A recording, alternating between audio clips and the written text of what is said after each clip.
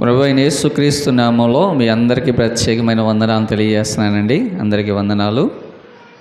మరి దేవుని సన్నిధిలో ఈరోజు మనము ఈ నూతన సంవత్సరంలో వాక్యమును ధ్యానించడానికి లూకాసు వార్తలో నుండి 13వ అధ్యాయము 6 నుండి 9 వచనాలు మరొకసారి. యేసు ప్రభువారు ఆయన బోధించినప్పుడు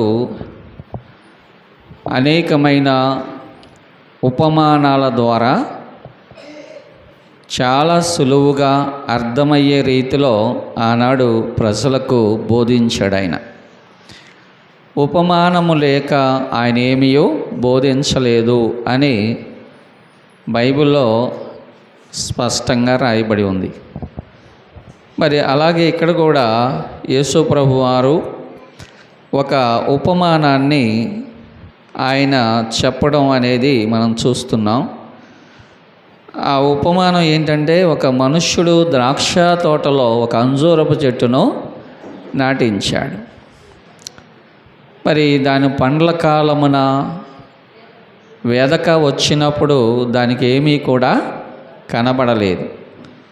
ఆ అంజూరపు చెట్టు పండ్ల కాలమున యజమాని వచ్చి చూచినప్పుడు దానికి ఏమీయో కనపడలేదు. అప్పుడు ఆ యజమాని అంటున్నాడు తోటమాలితో, ద్రాక్ష తోటలో ఒక అంజూరపు చెట్టు ఒకటి నాటించాడు. కొన్ని విషయాలు ఏంటంటే, ఈ అంజూరపు చెట్టు తనంతటా తాను మొలిచినది కాదు. దాన్ని యజమాని నాటించాడు, తోటమాలి నాటాడు. ఇంకొకటి ఏంటంటే,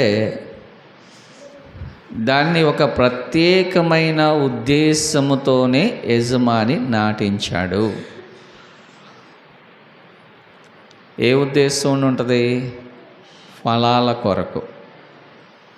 ఆ అంజూరపు చెట్టు ఫలాల కొరకు, ఒక ప్రత్యేకమైన ఫలించుటకు ఒక ప్రత్యేకమైన ఉద్దేశముతో నాటబడింది.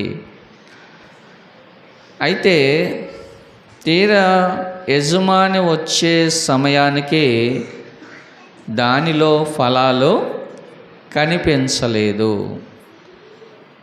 3 సంవత్సరాల నుండి యజమాని చూస్తున్నాడు, కానీ 3 సంవత్సరాల్లో కూడా అది ఫలించలేదు. మరి దానికి తోటమాలి పడిన ప్రయాసంతా కూడా వృధా అయిపోయింది. తోటమాలి శ్రమ అంతా కూడా వృధా అయిపోయింది. మరి దానికి ఎరువు వేశాడు, దానికి కొంత పెట్టుబడి పెట్టాడు, అదంతా కూడా వృధా అయిపోయింది. అలాగే ఆ నేల యొక్క భూసారం కూడా వృధా అయిపోయింది. చూసారా? తోటమాలి శ్రమ వృధా అయిపోయింది. దానికి ఎరువేసి నీరు పెట్టి ఎంత పెట్టుబడి పెట్టాడే అది కూడా వృధా అయిపోయింది. ఆ నేల యొక్క భూసారము కూడా వృధా అయిపోయింది. మరి ఇంకో మాట ఏంటంటే, ఆ చెట్టు తన యజమానిని నిరాశపరిచింది. తన యజమానిని నిరాశపరిచింది. ఎందుకంటే మొదటి సంవత్సరం వచ్చాడు, చూశాడు, ఫలాలేమీ లేవు. 2వ సంవత్సరం వచ్చాడు, చూశాడు, ఫలాలేమీ లేవు. 3వ సంవత్సరం వచ్చాడు, చూశాడు, ఫలాలేమీ లేవు. ఇలా 3 సంవత్సరాలు వచ్చాడు, చూస్తున్నాడు, నిరాశగా వెనక్కి వెళ్ళిపోతున్నాడు. ఇప్పుడు ఎవరైనా ఒక చెట్టు నాటారు అంటే ఎందుకు నాటుతారు? అది ఫలాలు ఇవ్వాలి, ఆ యజమాన్ని సంతోషపెట్టాలి. అది ఎలా సంతోషపెట్టింది ఆ చెట్టు అంటే తన ఫలములను యజమానికి ఇచ్చుట ద్వారా తన యజమాన్ని అది సంతోషపెట్టింది. మరి 3 సంవత్సరాలు వచ్చినా సరే దానికి ఒక్క ఫలం కూడా లేదు. యజమాని చాలా నిరాశపడిపోయాడు. భూమి కనుక ఏం చేయాలి, దాన్ని నరికి దాన్ని బయట పారవేయము. ఎందుకంటే ఆ చెట్టు మనకు సాదృశ్యంగా కనపడుతుంది అది. ఎందుకంటే దేవుడు నిన్ను నన్ను మనందరినీ కూడా ఒక ప్రత్యేకమైన ఉద్దేశముతో ఆయన మనలను రక్షించుకున్నాడు. ఆయనకి ఒక ప్రత్యేకమైన ఉద్దేశం ఉంది. ఏ ఉద్దేశం లేకుండా మనల్ని రక్షించలేదు ఆయన రక్షించాడు అంటే ఆ చెట్టు అక్కడ నాటాడు అంటే ఏంటి, అక్కడ ఉద్దేశం ఏంటి, అది ఫలించాలి. దాని ఫలాలను యజమాని చూచి సంతోషించాలి. మరి దేవుడు నిన్ను నన్ను ఎన్నుకున్నాడంటే ఆయన ఉద్దేశం లేకుండా ఎన్నుకుంటాడా, రక్షించుకుంటాడా? చెయ్యడు కదా. ఆయన ఉద్దేశం మన యెడల ఉంది కాబట్టే మనల్ని ఆయన రక్షించుకున్నాడు. ఆయన సంఘము అనే ద్రాక్షవనములో నాటాడు. ప్రైజ్ ది లార్డ్, హల్లెలూయా. మరి మనము ఒకవేళ దేవుని ఉద్దేశమును ఎరుగక ఫలాలు లేని అంజూరపు చెట్టు వలె మనం ఉంటున్నామేమో. ఈ రోజున ఈ సంవత్సరంలో మనం పరిశీలన చేసుకోవలసిన అవసరం ఎంతైనా ఉంది. ఎందుకంటే సంఘములో ఉన్నాము అని అంటే ఆయన ఉద్దేశం లేనిదే మనం లేం కదా. ఫలించకపోవడానికి ఏంటి కారణం అనేది మనం ఆలోచన చేస్తే కనుక మరి కొన్ని మాటలు బైబిల్లో మనం చదువుదాం. చూడండి, ప్రకటన గ్రంథము 3వ అధ్యాయము 1వ వచనం. జీవించుచున్నావన్న పేరు ఉంది కానీ నీవు మృతుడవే. చూసారా దేవుడు ఏమంటున్నాడు ఈ సంఘంతో? ఏ సంఘం అది? సార్దీస్లో ఉన్న సంఘముతో దేవుడు మాట్లాడుతున్నాడు. నీ క్రియలను నేను ఎరుగుదును అంటే నువ్వు జీవిస్తున్నావన్న పేరు మాత్రమే ఉంది కానీ నీవు మృతుడవే. చూసా, చెట్టు అయితే ఉంది, అది బాగానే ఉంది, కానీ దానిలో ఏం లేదు, ఫలాలు లేవు. అంటే నీవు జీవిస్తున్నావన్న మాట ఉంది కానీ నీవు మృతుడవే. ఆ పేరైతే ఉంది. ఆ సంఘం ఏమనుకుంటుందంట, నేను బాగానే ఉన్నాను, నేను జీవిస్తున్నాను, నేను మాట్లాడుతున్నాను, నేను నడుస్తున్నాను, నేను జీవిస్తున్నాను, నేను బాగానే ఉన్నాను అనుకుంటుందంట సంఘం. కానీ దేవుడు అంటున్నాడు నువ్వు జీవిస్తున్నావన్న పేరు మాత్రమే ఉంది, పేరు మాత్రమే ఉంది. పేరుకే కొంతమంది క్రైస్తవులుగా ఉంటారు, పేరుకే. కానీ జీవితం ఎలా ఉంటుందంటే క్రైస్తవేతరులు కూడా అంత భయంకరంగా ఉండరు. అర్థమైంది? క్రైస్తవేతరులు అంటే అన్యజనులు. కయ్యూను హేబేలు ఇద్దరు తీసుకొచ్చారు. ఏమిటది? అది అర్పణ. కయ్యూను అర్పణ పేరే ఉంది, నేను కూడా తెచ్చానుగా అన్నాడు. కానీ అది దేవునికి అంగీకారంగా లేదు. నేను కూడా తెచ్చానుగా, ఆడు తీసుకొస్తే నేను తీసుకురాలేదా అన్నాడు. కానీ అది దేవునికి అంగీకారంగా లేదు. హేబేలు అర్పణ దేవుడు అంగీకరించాడు, కయ్యూను అర్పణ దేవుడు త్రోసేశాడు అంతే. ఎందుకంటే నువ్వు పేరుకే తీసుకొచ్చింది, నువ్వు పేరుకే తీసుకొచ్చావు. కయ్యూనుతో దేవుడు మాట్లాడుతున్నాడు, నువ్వు పేరుకే తీసుకొచ్చావు నువ్వు అర్పణ. కానీ నీ మనస్సు సరిగ్గా లేదు, నీ ప్రవర్తన సరిగ్గా లేదు, నీ విశ్వాసము సరిగ్గా లేదు, నీ భక్తి సరిగా లేదు. పేరుకే వచ్చావు, పేరుకే కూర్చున్నావు, పేరుకే ఆరాధన చేస్తున్నావు తప్ప నీ మనస్సు, నీ భక్తి, నీ విశ్వాసము సరైన స్థితిలో లేదు అంటున్నాడు దేవుడు. ప్రియ దేవుడు, అందుకే కదా కయ్యోను అర్పణ దేవుడు త్రోసివేశాడు. హేబేలు అర్పణ దేవుడు అంగీకరించాడు. ప్రైజ్ ది లార్డ్, హల్లెలూయా. ఎందుకని? హెబ్రీ గ్రంథకర్త అంటాడు కదా, విశ్వాసమును బట్టి హేబేలు కయ్యూను కంటే శ్రేష్టమైన అర్పణ అర్పించాడు అని సాక్ష్యం పొందాడు. హల్లెలూయా. దేన్ని బట్టి అంట? అతని హృదయంలో ఏముంది? విశ్వాసం ఉంది. దేవుని పక్షంగా, దేవుని పట్ల విశ్వాసం ఉంది.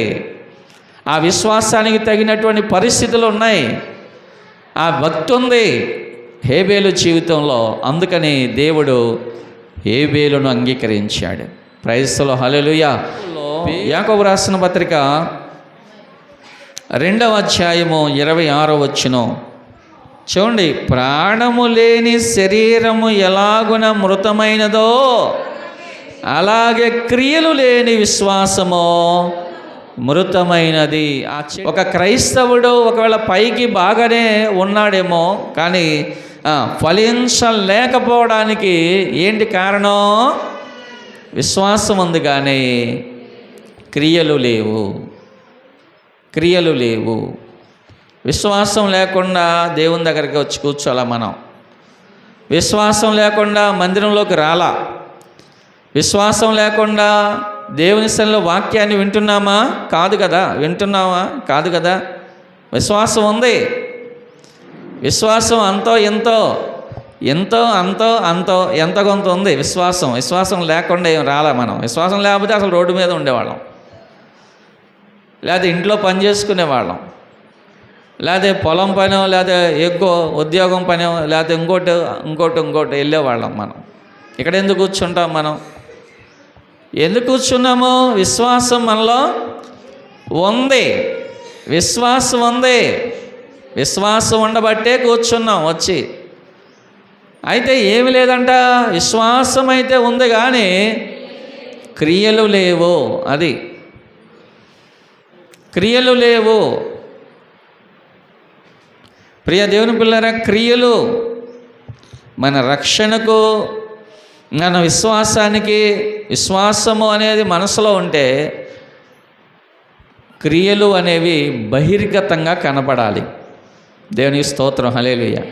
మనందరి జీవితం ఫలాలు లేకపోవడానికి ఏంటి కారణం? విశ్వాసం అయితే ఉంది కానీ దానికి తగ్గ క్రియలు లేవు. ఆ విశ్వాసానికి తగిన క్రియలు లేవు. అందుకనే ఆ యాకోబు రాసిన పత్రికలో వ్యర్థుడా క్రియలు లేని విశ్వాసము నిష్ఫలమైనది. అక్కడ చూడండి, నిష్ఫలము అంటే ఫలము లేనిది. అంటే క్రియలు లేని విశ్వాసము నిష్ఫలమైనది, ఫలము లేనిది అయిపోయింది. ఎందుకంటే దానిలో ఏమి లేదు, క్రియలు లేవు. నిష్ఫలమైనది అని తెలుసుకొన గోరుచున్నావా? మన పితరుడైన అబ్రహాము తన కుమారుడైన ఇస్సాకును బలిపీఠం మీద అర్పించినప్పుడు అతడు క్రియల వలన నీతిమంతుడని తీర్పు పొందినా, లేక విశ్వాసమును బట్టి నీతిమంతుడని తీర్పు పొందాడా అని ప్రశ్న వేశాడు. ఇక్కడ అబ్రహాములో ఏముంది? విశ్వాసం ఉంది. విశ్వాసం ఉండబట్టే కదా దేశాన్ని, అన్నదమ్ముల్ని, తల్లిదండ్రుల్ని అందరూ వదిలేసి వచ్చాడు. ఆ విశ్వాసాన్ని పరీక్షించాలి అనుకున్నాడు దేవుడు. ఆ విశ్వాసానికి పరీక్ష పెట్టాడు. ఏమనంటే, నీ ఒక్కగానొక్క కుమారుణ్ణి నాకు ఆ మోరియా పర్వతం మీద దహన బలిగా అర్పించుమన్నాడు. అబ్రహాం ఏమీ మాట్లాడలా, చిత్తము అన్నాడు అంతే. Yes, okay. అది క్రియల మూలముగా అబ్రహాం దేవుని నమ్మెను, అది అతనికి నీతిగా ఎంచబడిన అని ఉంది. ఆ నమ్మాడు అంటే విశ్వసించాడు. ఆ విశ్వాసంలో ఏముంది? క్రియలు ఉన్నాయి. కుమారుని తీసుకెళ్ళాడు, మోరియా పర్వతం మీద తీసుకెళ్ళాడు, బంధించాడు, బలిపీఠాన్ని కట్టాడు, ఆ కుమారుని బలిపీఠం మీద పడుకోబెట్టాడు, కత్తి పైకి ఎత్తాడు, కత్తి దించితే కుమారుడు 2 ముక్కలు అయిపోయేవాడు. అబ్రహాము కేవలం విశ్వాసాన్ని బట్టే నీతిమంతుడు అవ్వలేదు. ఆయనలో ఏముంది? క్రియలు ఉన్నాయి. తన సొంత కుమారుణ్ణి, ఏకైక కుమారుణ్ణి దహన బలిగా అర్పించడానికి అబ్రహాము ఇష్టపడ్డాడు. దేవునికి స్తోత్రం కలుగును గాక.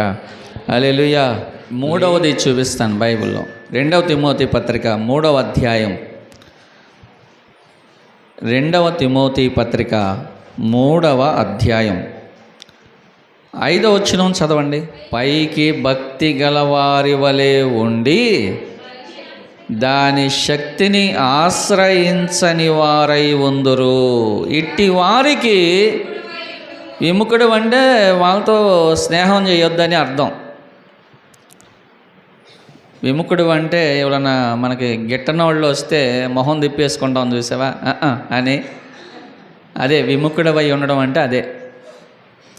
ఇప్పుడు అట్టి వారికి విముఖుడవై ఉండము. అట్లాంటి వాళ్ళతో మనం వాళ్ళని చూడపోయినా పెద్ద పర్లేదు, పెద్ద అర్జెంట్ ఏం లేదు. వాళ్ళని పలకరించపోయినా, వాళ్ళని చూడపోయినా, వాళ్ళతో స్నేహం చేయకపోయినా పెద్ద అర్జెంట్ ఏం లేదు. ఎందుకు? వారు పైకే పై వేషం మనిషి చూచును, హృదయంతరంగమును ప్రభువు చూచును. ఏం చూస్తారంట? పై వేషం కదండి. యాకోబు ఎవరి వేషం వేసుకున్నాడు? ఎలా వేసుకున్నాడు? మేక వెంట్రుకలు తీసుకొచ్చంట వాళ్ళ అమ్మ, మేక వెంట్రుకలు తీసుకొచ్చంట ఒళ్ళంతా కూడా ఫెవికాల్ పెట్టి అంటించిందంట.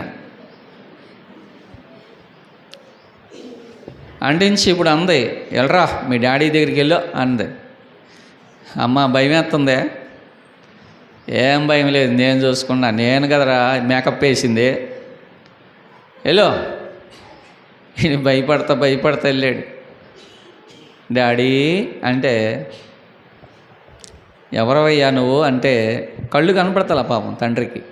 డాడీ ఎవర్రా నువ్వు? నేను డాడీ ఏషావుని వచ్చాను అన్నాడు. ఏషావా? సరే దగ్గరికి రాయిట్రా. తడివిని చూశాడు, తడివిని చూశాడు, శరీరం అంతా ఈ బుసాలు ఈ మేడ ఇదంతా తడివిని చూశాడు. ఇలాగ ఏం కనపడ్డాయి? రోమాలు కనపడ్డాయి. అయినా అన్నాడు కదా, నీ రూపం ఏసావుదే కానీ నీ స్వరం మాత్రం యాకోబుది. తెలీదా దేవునికి? కళ్ళు ఇస్సాకు కళ్ళు లేకపోతే కన్నవాడు ఇస్సాకు కదా. స్వరం యాకోబు స్వరం ఏదో, ఏషావు స్వరం ఏదో తెలీదమ్మా. ఇస్సాకు తెలుసా? తెలీదా? తెలుసు. హల్లెలూయా.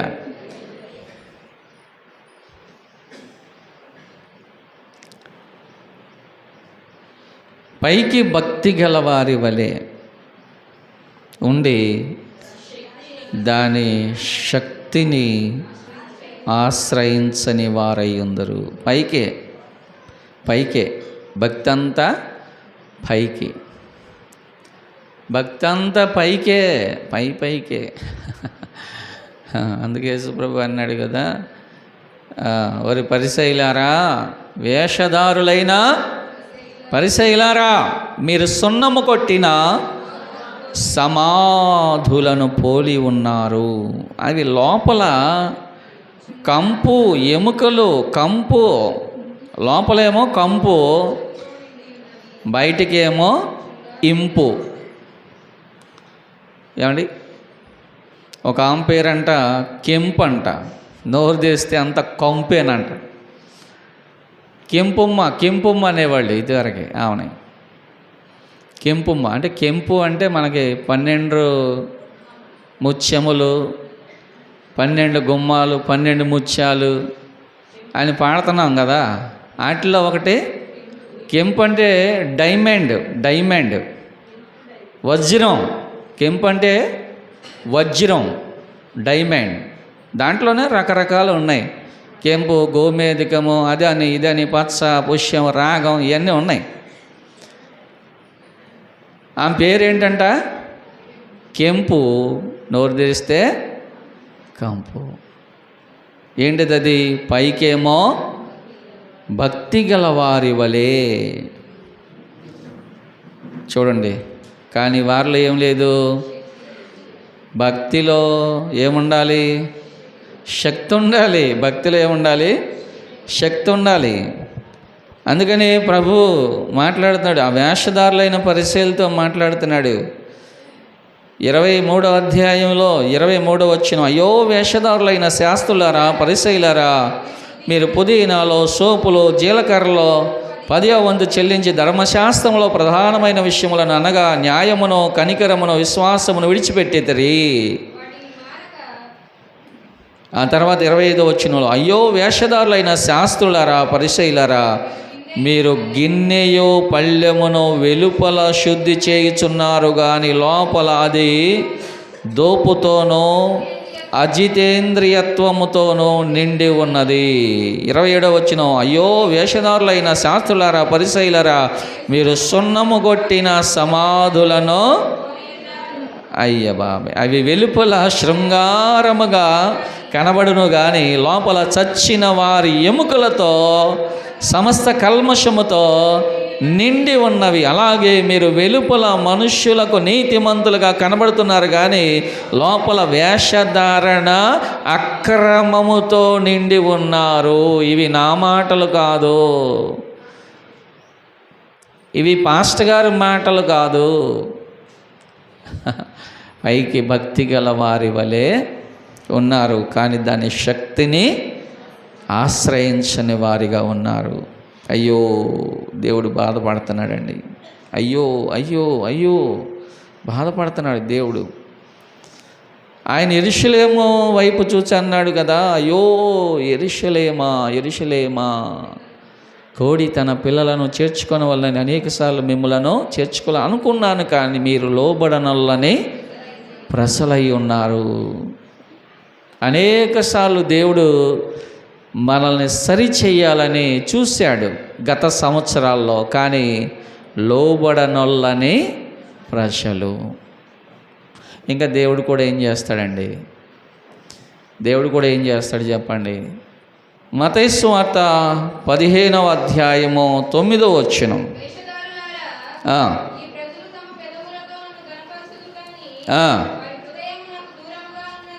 చాలమ్మా.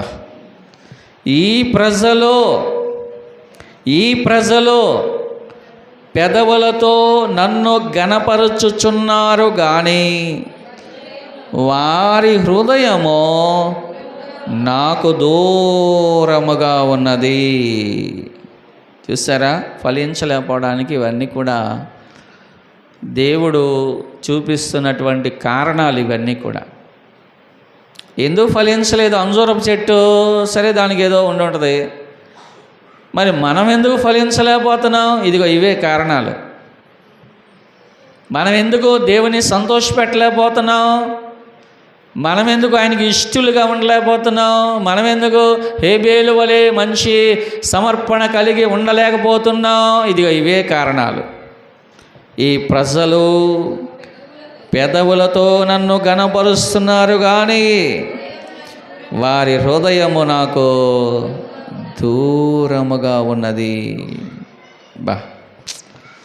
మరి ఇటువంటి పరిస్థితులు మనల్ని ఎక్కడ తీసుకెళ్తాయి అంటే నిష్ఫలమైన వారిగా మార్చేస్తాయి.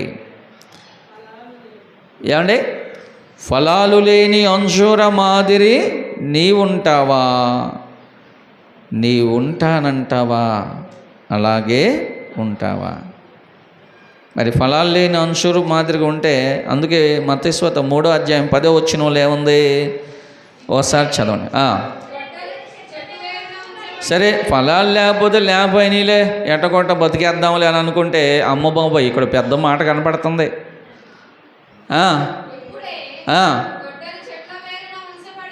అదిగో చూసారా, ఇప్పుడే గొడ్డలి చెట్ల వేరున పెట్టబడి ఉంది కదా. గొడ్డలి ఏమండి, ఇప్పుడే గొడ్డలి చెట్ల వేరున ఉంచబడి ఉన్నది కనుక మంచి ఫలము ఫలింపని ప్రతి చెట్టును నరకబడి అగ్నిలో వేయబడును. యోహాను సువార్త 15వ అధ్యాయము 6వ వచనం చదవండి.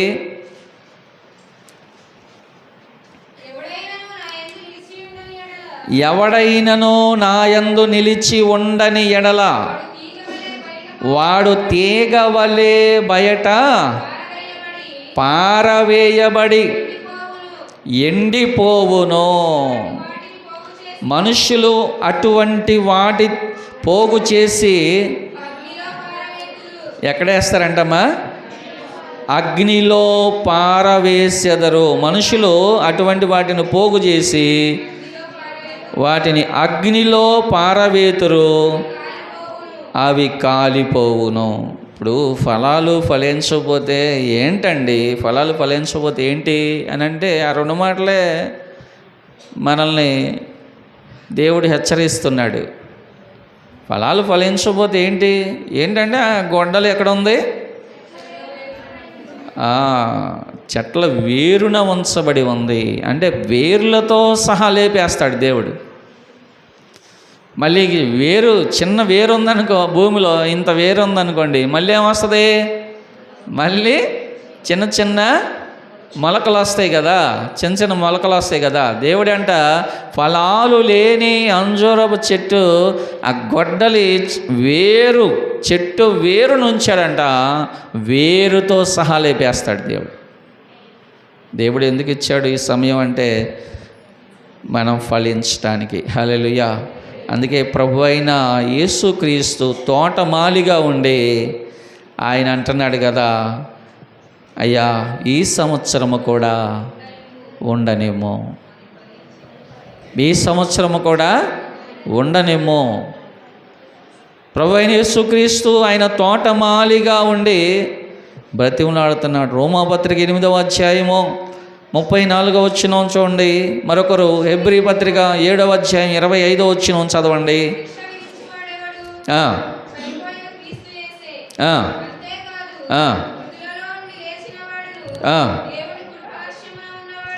దేవుని కుడి పార్శ్వమున ఉన్నవాడును మన కొరకు విజ్ఞాపనము ఆయనే. ఎక్కడ కూర్చున్నాడు ఆయన? పరలోకమునకు వెళ్ళి దేవుని కుడి పార్శ్వమున కూర్చొని ఉన్నాడు. ఆయన మన కొరకు విజ్ఞాపనము చేయుచున్నాడు. హెబ్రీ 7:25.